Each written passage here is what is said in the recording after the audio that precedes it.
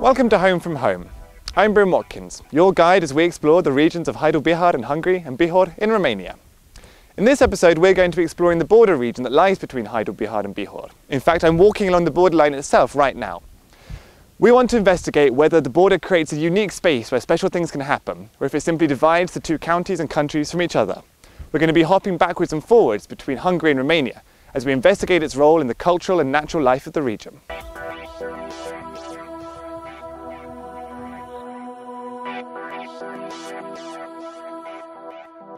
I'm here now next to a not very official looking sign saying Államhatár, which means state border. I'm here with my guide, Pisti, who's an expert on the border region here, and he's going to be showing me around all there is to see. Nekem nagyon érdekes ez itt, mert angol vagyok, széketi srác vagyok, és nekünk nagyon egyszerű ez az egész határ ötlet. De itt nincs semmi, ez nagyon nyitva. Akkor például most lehetne nekem csak átmenni? Gyakorlatilag most át tudnánk menni, de törvény tiltja, tehát nem lehet átmenni, még most is államhatár. De régen nem volt ez mindig így, tehát sokkal szigorúbban őrizték ezt a határt. Nagyon szép nyomsáv volt, tornyok voltak, járőrök járőröztek rendszeresen, kerítés volt végig, és nagyon jó belátható hely volt, és azért könnyű volt elkapni azokat, akik át akartak jönni a határon. És ez mióta annyira nyitva most ez a határ? Hát ez egy folyamat volt, tehát egy olyan 15-20 éve még nagyon szigorú volt, aztán egyre jobban enyhült ez a dolog, és gyakorlatilag most már inkább azt mondom én is, hogy jelképes a határ, hiszen a rendes határátkelőhelyen gond nélkül egy igazolvány felmutatásával, különösebb ellenőrzés nélkül át tudunk menni.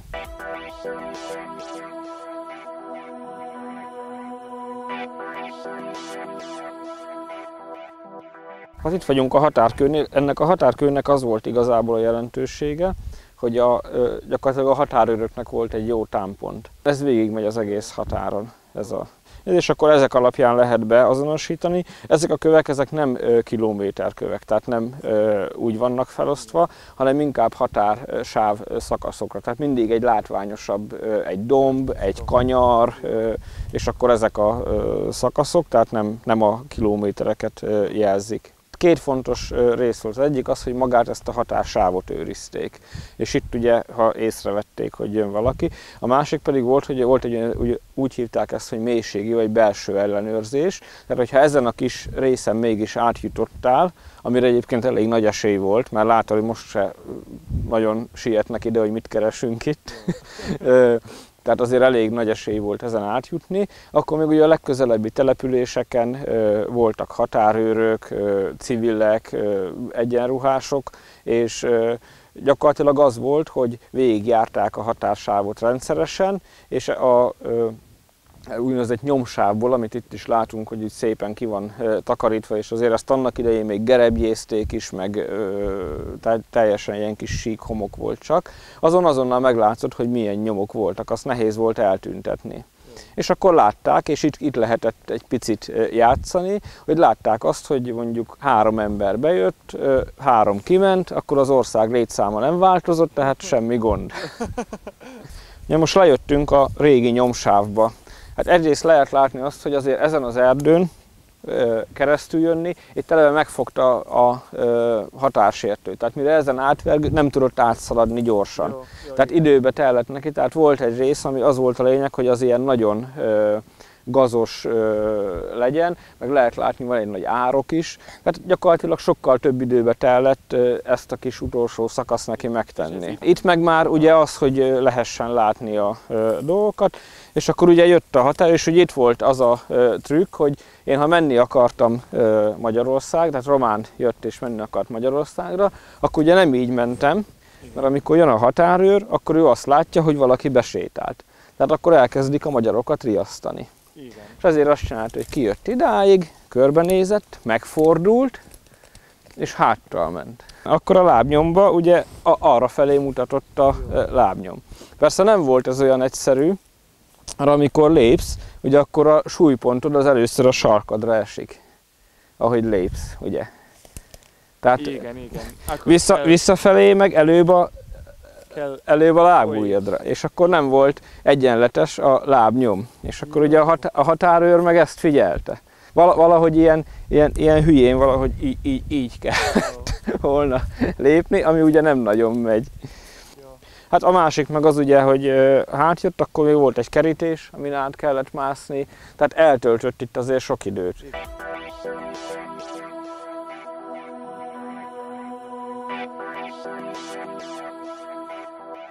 Nem nagyon folyt semmilyen gazdálkodás, ide nem nagyon járhattak az emberek, épp ezért ez a terület aránylag nem volt olyan bolygatott, tehát természetközeli volt. És ezért különböző olyan növényfajok vagy állatfajok megmaradtak, amik máshonnan egy szántás vagy egy erdőgazdálkodás miatt eltűnt. És itt pont, ahol itt vagyunk ezen a határsávon, itt van egy ilyen nagyon jó állománya, egy védett növénynek, a tarka sáfránynak, és ez így gyakorlatilag végig az út mellett, illetve a határsáv mellett itt van. Ugyanúgy van a román, mint a magyar oldalon is, tehát egy közös állományt alkot. Valamikor lesz Románia a Schengen zónban, és azután lesz más itt a természetes helyzet. Két dolog miatt nem lesz, az egyik az, hogy annak ellenére, hogy schengeni övezet lesz, azért meg kell hagyni ezeket, tehát nem lehet ide beépíteni, nem lehet, tehát bármikor visszaállíthatóvá kell tenni. Határtalan, nem lesz így hirtelen egy farm. Igen, az nem lesz. Másik rész pedig az, hogy ez a terület védett lesz, tehát most folyik a védetté nyilvánítása, tehát törvényi oltalom alatt lesz, és ez igen, tehát a növény miatt, hogy ennek az élőhelye a krókusznak, és ezért nem szabad itt semmilyen tevékenységet folytatni.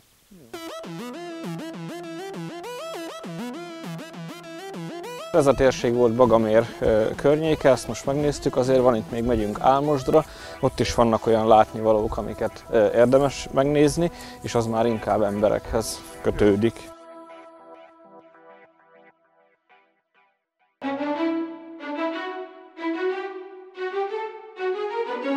The village of Álmosd was for a while home to Ferenc Kölcsei, the poet and politician who wrote the text of the Hungarian national anthem. The house where he lived is now a small museum and gallery.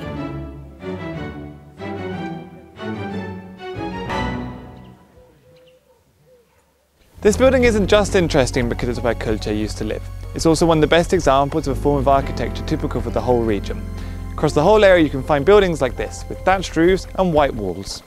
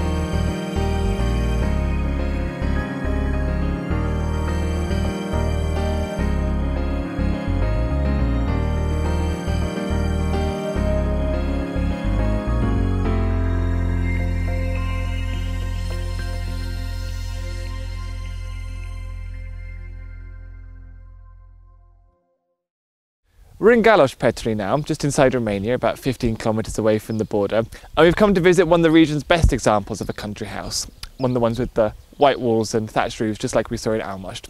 I'm going to go and look inside now to see what it is that makes these houses just so special.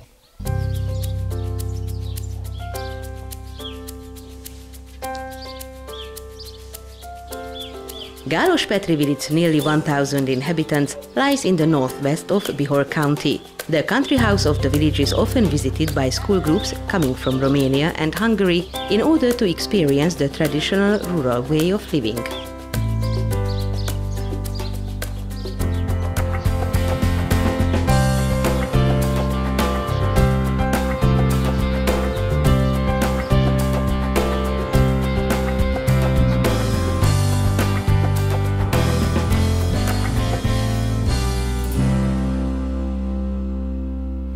So I'm here with Ilona now, who's going to tell me a bit more about the house. Akkor ez egy tájház, de az mit jelent tájház? Ez a tájház 1870-es években épült, egy középparaszt család tulajdona volt, és jellemző arra korra például, hogy ilyen épületet építettek. Ahogy bejövünk a tájházba, téglajárda, ez volt a jellemző stílus akkor, és a tornásznak nevezett hosszú ház előtt. És tipikus a tipikus, igen. Ez a forma. Ez a forma volt jellemző. És az épület nádfedeles tetővel volt elkészítve, és maga a fal, a tájháznak a fala vert fal, nem tudom, hogy mennyire tudja. Tehát nem téglából, nem mostani divatos anyagokból, hanem vert falból készült. Tehát természetes anyagok. Igen. Fa. És meg sok van itt, ami úgy néz ki, vagy ez egy nagyon speciális ház? Hát ez maradt meg lényegében ez. A többi házakat átalakították. Mennyi ember itt élet volna egy annyira házban? Ketten voltak, két személy élt ebbe a házba. Jó. És még található a háznak a végébe a kamra, amit majd meg fogok mutatni, és az udvaron elől az úgynevezett góré. Mi lenne ott? A góré az azt jelenti, hogy abba tartották a kukoricát, amit a kertből. Igen. Persze, jó. És a góré alatt található a libaól. Ez az épület itt előttünk, ez a borospince.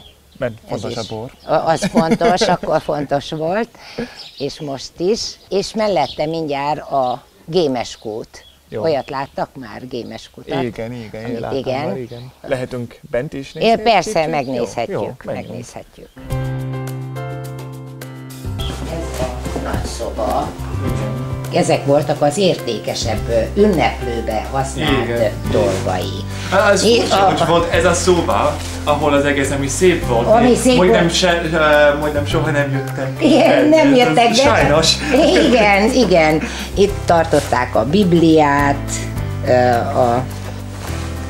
ez le volt mindig takarva.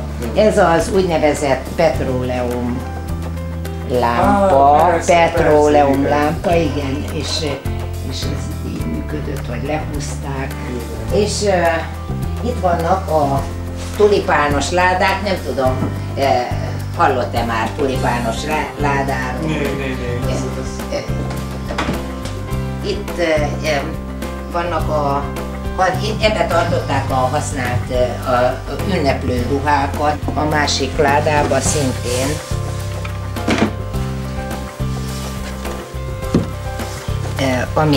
Amit hordtak, ez az úgynevezett hárászkendőnek hívták, amit vára tettek, 3 szögletre hajtogatva.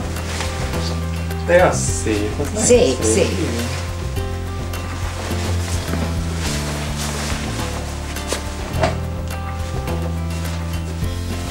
Így. És akkor ezt a vállára vette így valahogy. Így is megtörtént. És ez volt az, amit kellett használni azután, hogy valaki meghalt, ugye? Igen. Mert fekete, igen. Ők nekem nagyon tetszenek. Igen. Azt hiszem, az női. Igen. És akkor ez a férfi. Ez a férfi. Nagyon szép. Igen.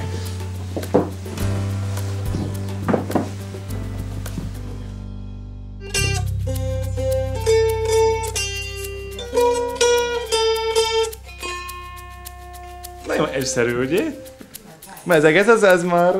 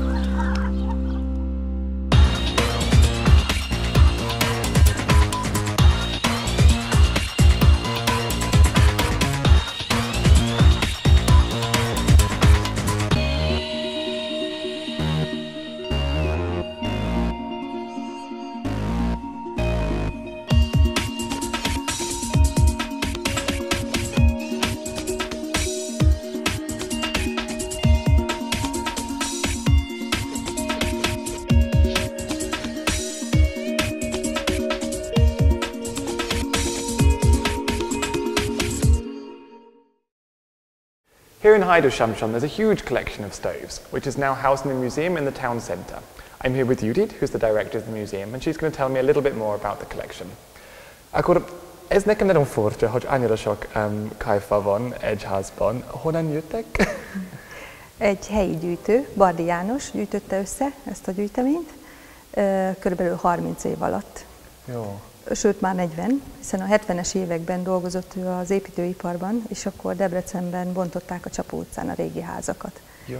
És látta, hogy a szemétbe dobálják ezeket a értékes darabokat. Akarták kidobni, és jó. Akkor... Az sajnos, mert nagyon szépen. Igen, ő is ezt vette észre, hogy kár, hogy ilyen szép régi dolgok a szemétbe kerülnek, ezért ő kerékpáron hazatolta. Ugye egy 10 kilométerre vagyunk Debrecentől, és kerékpáron hazatolta az első darabokat. És akkor elmeséli a János bácsi, hogy mérges volt a felesége, hogy miért vitte haza, és utána megtetszett neki is, igen. És elkezdte gyűjteni. És az 30 év volt alatt, hogy az egész kollekciót... 30-40 év alatt gyűjtötte össze. A Guinness rekordok könyvében benne van, azt hiszem, hogy 97-ben, hogy neki van a legtöbb összegyűjtött öntött vas tárgya.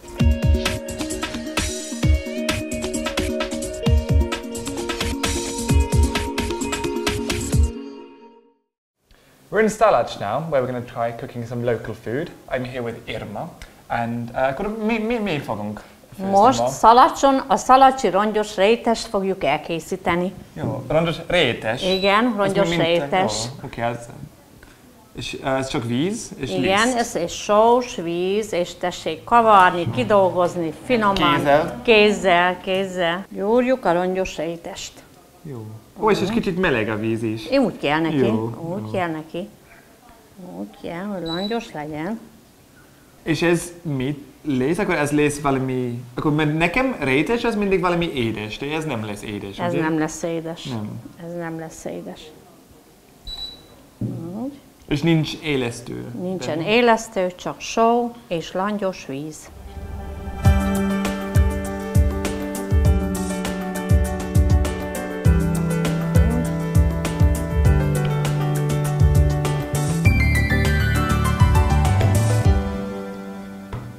Most már hagyjuk jó sokáig pihenni. Tessék még kicsit megpofozni. Hát vagy 2 órát kell neki pihenni, igen. Jó. Kell neki pihenni, vagy 2 órát, és akkor hagyj pihenjen ő.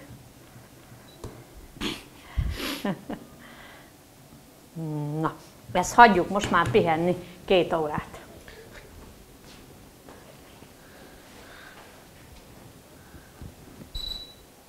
So the dough's been resting for 2 hours now, and it's time to take it out and start stretching it across the table.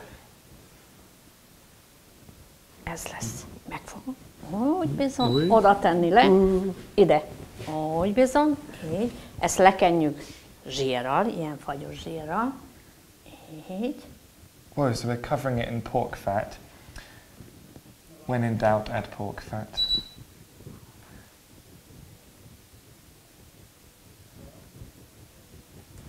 Így bizony, és akkor ezt most már húzzuk. Húzom. Te húzod arra, én húzom erre lassan. Úgy bizony, úgy. És akkor húzzuk így is. Így. Wow, look at that! Így bizony. Igaz, milyen jó megy. It's like a tablecloth. Ez mint egy asztal. Az olyan lesz, mint ez az asztal. Úgy bizony. Szépen végignyal, lassan. És akkor ez olyan szépen nyúlik. That's completely incredible. Ez finom tészta. Nagyon finom, igaz? Jó néz ki. Úgy bizony. Na, egy picit meg lehet úgyni szaunyiliszttel, így.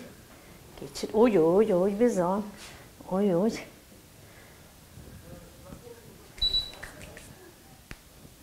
Úgy. Jó. That's completely, az hihetetlen, az nagyon jó. Ezt így tesszük. Így, jó. Úgy tessék ráhajtani, úgy bizony, és akkor most ezzel az abrosszal felgöngyöljük. Tessék fogni, és lassan úgyni, gurizni. Úgy bizony. Még egy kicsit. Úgy, és akkor most Így, és akkor felvesszük. Jó. Így bizony, így. Na.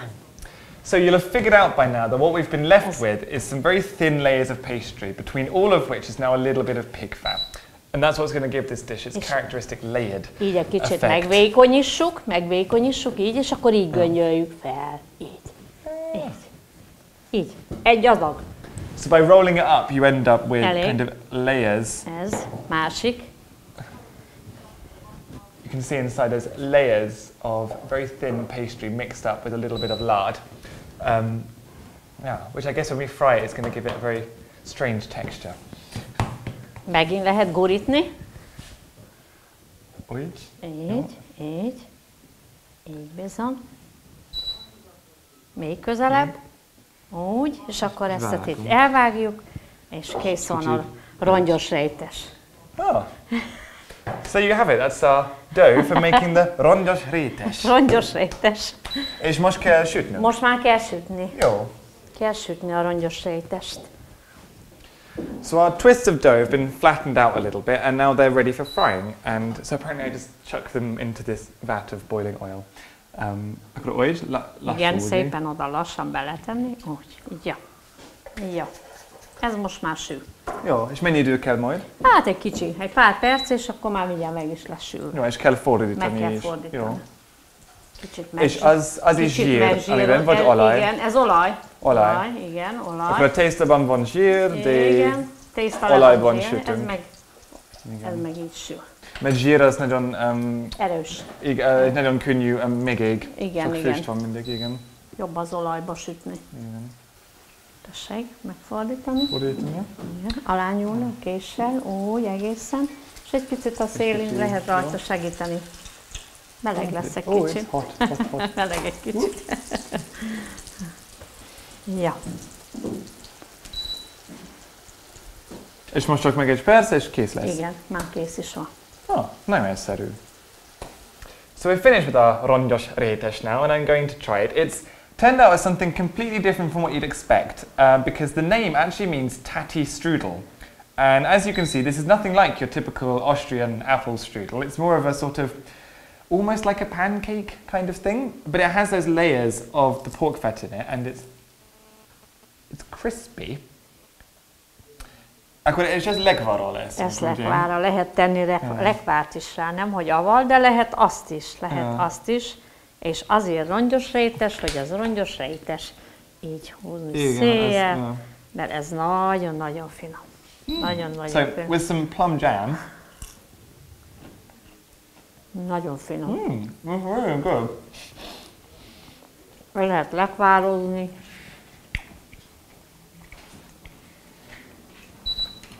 And I guess it's kind of like strudel because it's in layers from when it had the pig fat kind of marbled through it while we were rolling up the dough. But it's definitely nothing like strudel as I know it.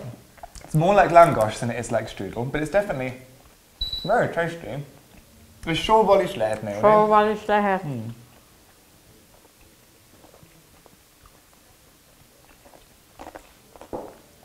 Because of course the other difference from strudel is it's not sweet in itself, and so you can eat it with salt. This is also really good. Sóval is jó.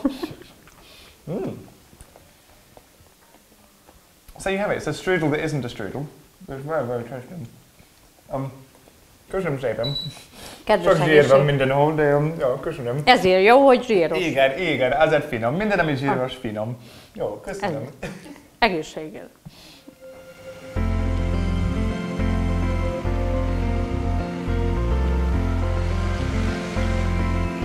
It isn't just the tatty strudel that makes Salac unique. The village is also full of cellars built into the hillsides. I met up with Sára Horvat to ask her a bit more about these strange buildings. Itt Salacson sok pince van, ugye? Igen, nagyon sok pince van, itt ugyanannyi pince van, ahány ház van, általában minden embernek van egy pinceje. Ja. Azért is hívják ezt a mi falunkat az 1000 pince falujának. Hát ez olyan, mint régen volt. Ja. Ez megmaradt az eredeti mi voltálban, csak egy kicsit már modernizálnak rajta, próbálnak alakítani az emberek. És gyakran megytek Magyarországra? Hát gyakran, most gyakrabban járunk, régebben keveset tudtunk átjárni, mivel hogy nem volt megengedve, útlevéllel csak 2 évente lehetett, de mi azért, hogy itt vagyunk közel a határhoz, ki tudtuk használni azt, hogy kis határátlépővel havonta egyszer átjárhattunk, és megkereshettük ott az ismerőseinket, a családtagokat már, akik rég oda elkerültek, meg még bevásároltunk is, ha úgy jött. Tesco-ban. Hát, mikorról. És a magyarok, ők jönnek gyakran ide, Magyarországról? Vagy? Hát most már ők régebben is többet jöhettek, de most már igen, most már gyakran jönnek, főleg az ismerősök, családok, ugye a határnak egyik oldalán, másik oldalán, és akkor ez így összeköti a két... És ez a falu, az majdnem mindenki itt magyar, de sok román falu van itt is, akkor nem itt, de sok román van Romániában, persze, és ők itt szerintem mennék gyakran Magyarországra? Hát most már igen, a románok is átjárnak, de itt a faluban nem élnek románok, csak 5-6 személy, azok is csak úgy, hogy ide kerültek, ide jöttek esetleg férjhez, de is úgy itt maradtak, de kénytelenek voltak megtanulni magyarul, mert itt nem beszélnek az emberek sajnos románul. És, jön, nem tudunk mikor, de jön valamikor Schengen Romániába.